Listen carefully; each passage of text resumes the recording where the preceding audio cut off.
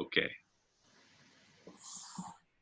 Well, hello, Emmanuel friends and faithful. Welcome to the worship in your home experience. You may be on a Zoom call with other people at Emmanuel. You may be in your bed reading off your phone or sitting in front of your computer, but it's good to be with you, even if it's over the internet. Today, we are going to be going over a passage from 1 Kings, and we're starting a new series titled, kind of in a quirky way, Comfort Food. And we know many of us are sitting at home and we're not comfortable. We are full of anxiety or fear, or we're agitated, or we feel just kind of stretched to the max. And so our goal for this theme is to look at Bible passages that are truly comforting to us.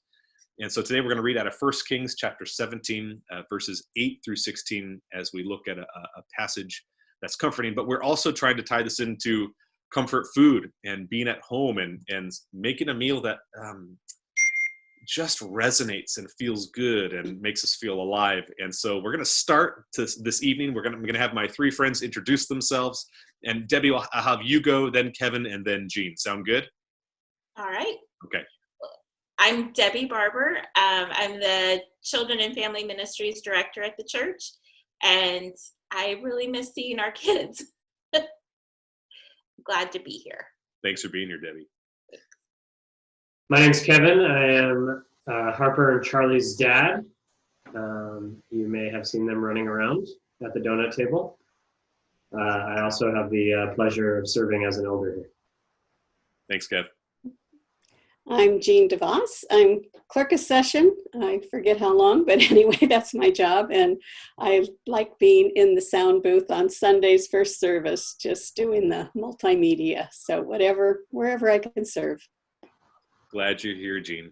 Okay, first question's an easy one, and we circulated this on Facebook earlier this week, and we got some great responses. But what is one of your favorite comfort foods and why? And anyone can jump in. Well, mine is a little weird. It's green beans from KFC. They remind me of, I grew up in Memphis, Tennessee, and we would have Wednesday night church suppers, and the flavor of those reminds me of that fellowship time. And so I just sometimes really crave that, find it comforting. Sounds good. I guess I have to say meatloaf and mashed potatoes. Growing up in a time when we didn't go out to dinner, we didn't have fast food restaurants and all that. We always had a home cooked meal every night. And it's so funny. I can say to my kids, I'm going to make meatloaf tonight. And they go, really? And there's never a speck left. So somehow it becomes a comfort food to everybody, even though at first they go, really? So, Jean, this is a big debate on meatloaf. Are you a person who puts ketchup on your meatloaf or Well, doesn't? it's special ketchup. It has to be ketchup made with spicy mustard and brown sugar. Ooh, that sounds delicious. That's, I think, why they eat it. What about you, Kevin? You know, I have to go with tacos, but not tacos like most everyone probably thinks when they hear tacos. Very specific. It would be some type of beef or potato, if you're vegan or into that, doesn't matter. And the meat has to be mixed with 1 can of tomatoes and a can of ranch beans, all mixed together and all within a taco. No cheese necessary, or no hot sauce necessary. The ranch beans take care of that. No, as somebody who has had your tacos, you're forgetting like a main ingredient on what's necessary to make that taco. Oh, the semi-fried taco shell. It has to be obviously corn tortilla. We're not making burritos, but yeah, you do have to semi-fry it in oil, which I would agree. I think, well, not agree, but I would suggest that oil is probably a key ingredient in all three of our comfort foods on some level. Nice. Gotcha. For me, it's a comfort food that wasn't a comfort food when I was a kid. I didn't have this until I was in like college, believe it or not. But it's chicken wings, homemade chicken wings on the barbecue, low and slow so that doesn't flare up in the barbecue. I can watch my kids swim for hours while I make wings, and then for hours just keep chewing on wings. So anyways, for me, chicken wings are the comfort food. Okay, so you've all three had a chance to read the passage from 1 Kings chapter 17, verses 8 through 16, which tells the story of Elijah and a widow, and God commands Elijah to go, and this is all part of a trial for a wicked king to demonstrate God's power. So we've got three questions for you. The first one from the passage is this, and it's a short, a little tie into the passage. Have you ever experienced God's voice like this in this kind of crystal clear manner that Elijah does when he's sent to Zarephath? Have you experienced God's voice in a crystal clear way? If you have, tell us about it.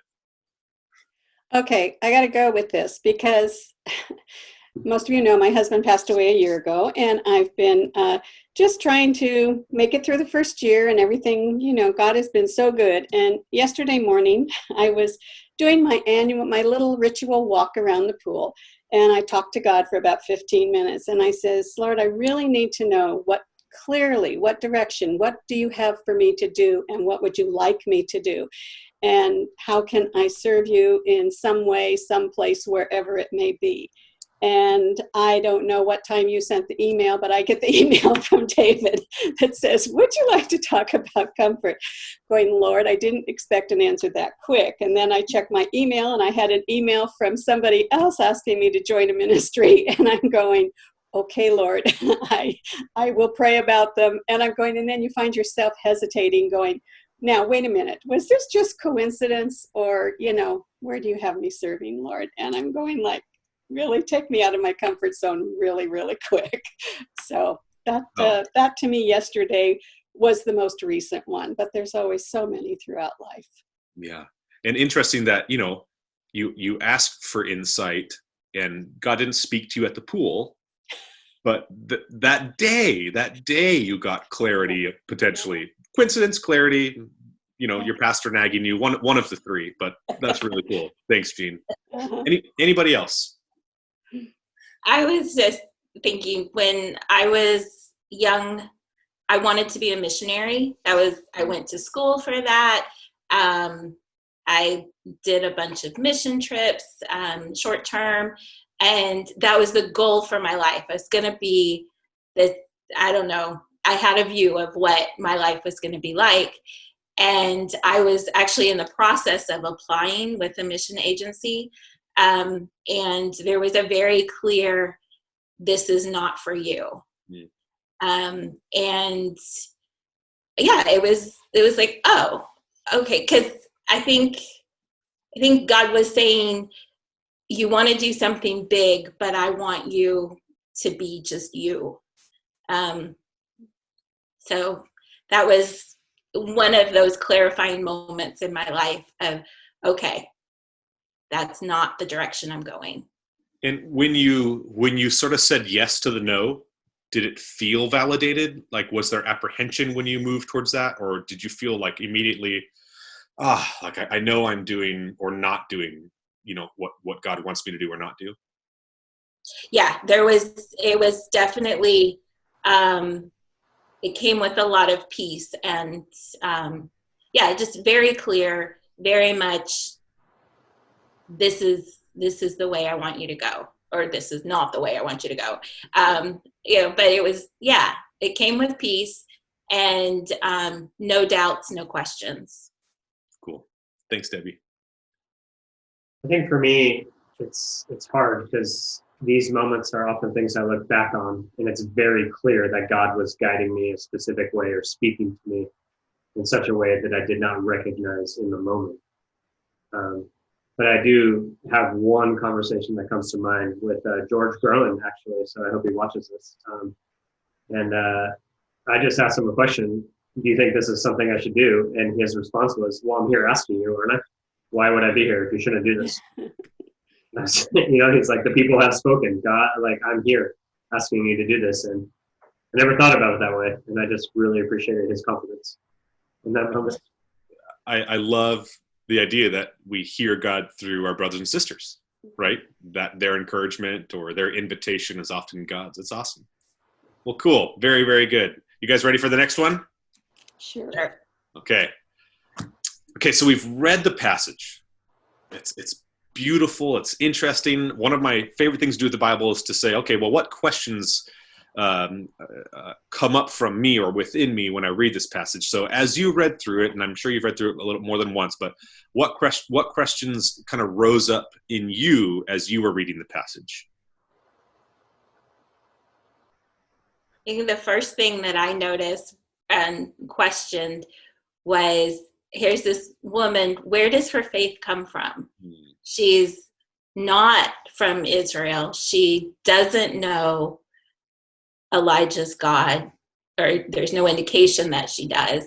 And how did she get the confidence to do that? Yeah, good. And Debbie, I just want to build on that. The biggest question for me is not only who is this woman, right? How did she get this confidence? But God let Elijah know that I've commanded a woman to meet you, and the woman really gives no indication that I've been waiting for you or God has talked to me. You're the person God told me about. It's just very odd. Yeah. I think a thought that I had too was, how would I respond if it was my last bit of food for my child and not knowing this person? I mean, never been in a situation where I was down to my last penny or down to my last crumb. And just something there, she saw confidence and she stepped out in faith because, you know, just like we were saying, who knows what she believed or where her faith was. And I don't know, I would question, would I be as quick to respond? Yeah, it's amazing that, you know, when he asks for the water, she says, okay. And then when he says, actually, also, could I have something to eat? You can see her barrier go up, right? Sort of like, you're asking too much. I've really, like you said, I'm on my last morsel. And in no way am I trying to minimize her faith. In some ways, she had huge faith. And in other ways, she was saying, look, let me enjoy this like last meal with my kids. So yeah. Kevin, also something to your point, which is interesting. So the verse says, arise, go to Zarephath, which belongs to Sidon, and dwell there. Behold, I've commanded a widow there to feed you. And our Bibles are often full of kind of funny irony. And so, like you said, she's been commanded to feed him. And she says yes to giving him a drink, but not to the food. And so our Bibles, you know, and there's just, even just sort of like, when I looked at it, it's like, is Elijah being a punk? You know, like, hey, I know you just told me you don't have anything, but bake me a little cake. You know, like, is it a test? Is it that prophet swagger? Is it his just insane confidence in Yahweh? In the passage before, we've heard that, you know, the ravens have been bringing him food and he's been drinking from the river. And so he's experienced God's provision. And so is he just sort of like, in some ways, is he sort of teasing her or whatever? But it's just, yeah, I don't know the answers to them, but it's just fun to read that sort of interaction. It's weird to me, you know, in the version we're reading, right? It's commanded. Mm-hmm. And that is such a strong word. And even the woman's reaction isn't, yeah, but God told me I have to waste my last meal on you. You know, like, I've been commanded to waste it. It's just, there's no indication from her end that she's been commanded. Right. Right. Good. Any other questions from the text? There's just the question of, why does he have to have some woman feed him? Why can't he cook himself? Yeah, or just call for the ravens again, right? Like, yeah, give me some more manna, right? Or something. Right. Yeah. Okay. I agree, Debbie, and also the fact that it's a widow is just, why not a very rich person who needs to be humbled, right? And share things. Why a widow who's seemingly on her last leg? Right. Well, and she'd given up too, because she said, we're going to fix this loaf of bread and we're going to die. We're going to eat it and we're going to die. And that was, you know, she was out of hope or out of anything to look forward to at that point, it seems. So, hey, why not give it to you and maybe the end will come sooner? I don't know. Right. Right. Okay, good. All right, so we've got some questions from the passage. What about, as we talk about comfort food, as we talk about scripture that comforts us, what is it about this passage that does give you some sense of comfort? I think for me, the idea of comfort food is similar to the movie Ratatouille. If you guys have seen that, if you have small children, where you have this five-star chef at the end who experiences this bite that is so beautiful, takes him back to being a child, right? Specifically to his living room. And it's that memory that's associated with the bite. And I think we all talked about that with our food, that you take a bite of this and it takes you back to fellowship or takes you back to a family gathering. You know, for me, mine takes me back to the kitchen table, right? And I think this moment, and when we read this in this moment, I think whenever this woman experiences hardship or Elijah, they're going to go back to this moment and know that God's going to get them through. So it kind of means the same thing to me, that comfort is like, oh, I got this. God's with me. I'm comforted by that. Awesome. When I first read it, it made me remember my grandmother on my dad's side, who I never really knew. I was 18 months old when we moved to California from Wisconsin, but my memories are through my dad. And they lived on, she had a farm out at the end of town, either the first farm in or the last farm on your way out.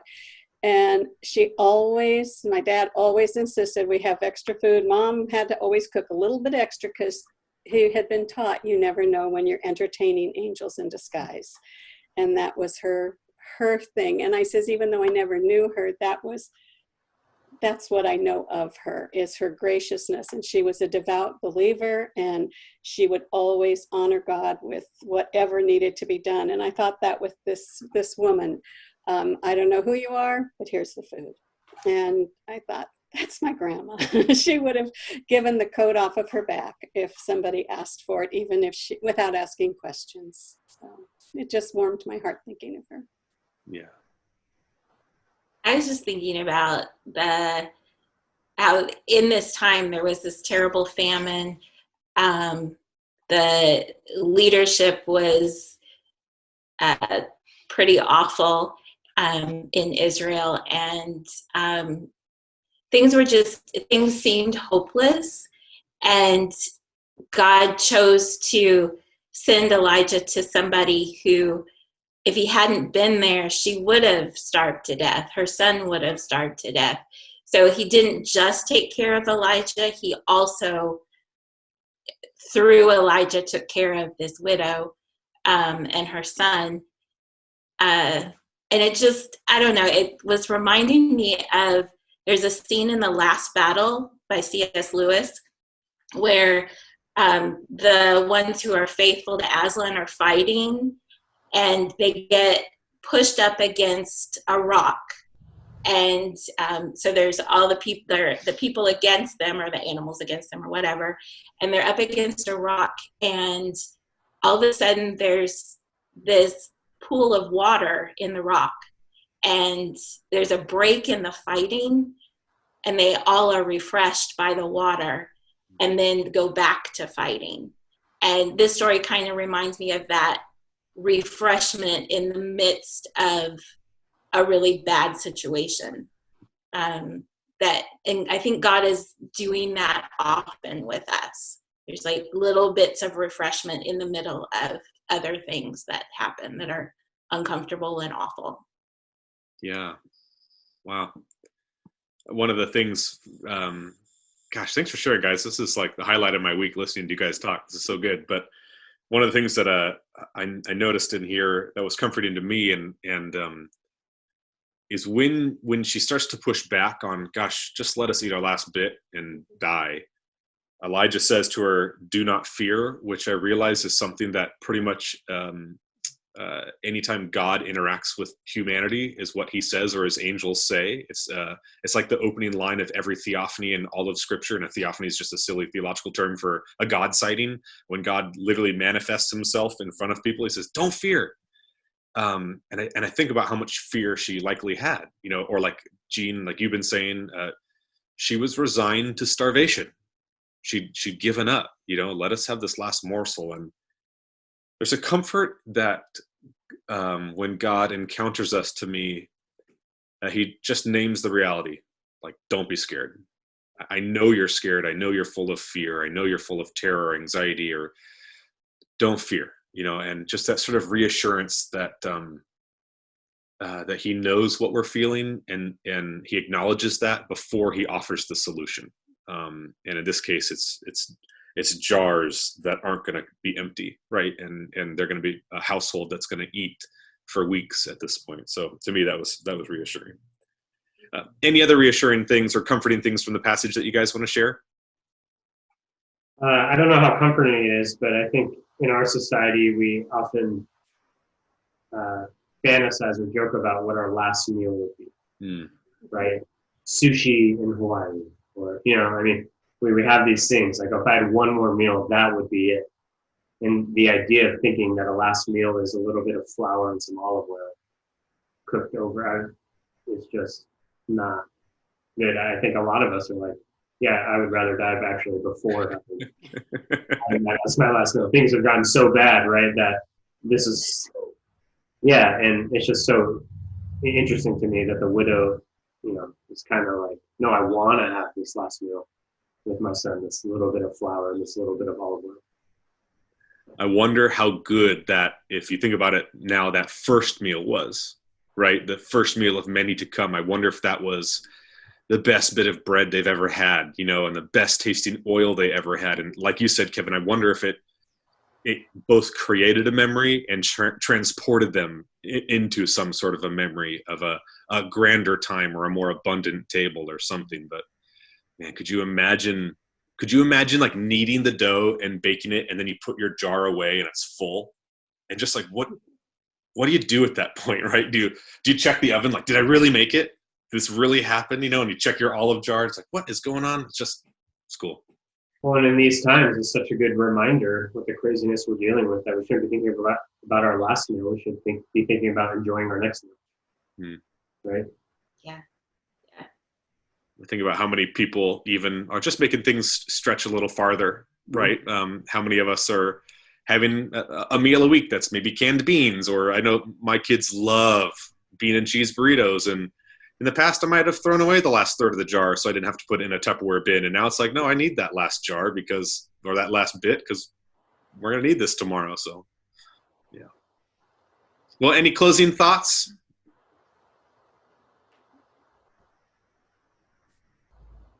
Well, thank you. Honestly, from the bottom of my heart, thanks, guys. Thanks for taking your time out to hang out with us over Zoom. Emmanuel, God bless you all. Continue to be faithful, to persevere. Call your friends, check up on each other, be praying for each other, and reach out if you need something, because we're a big church, can take care of each other. And I hope you guys enjoy the rest of your worship experience, and we'll touch base with you soon. Take care.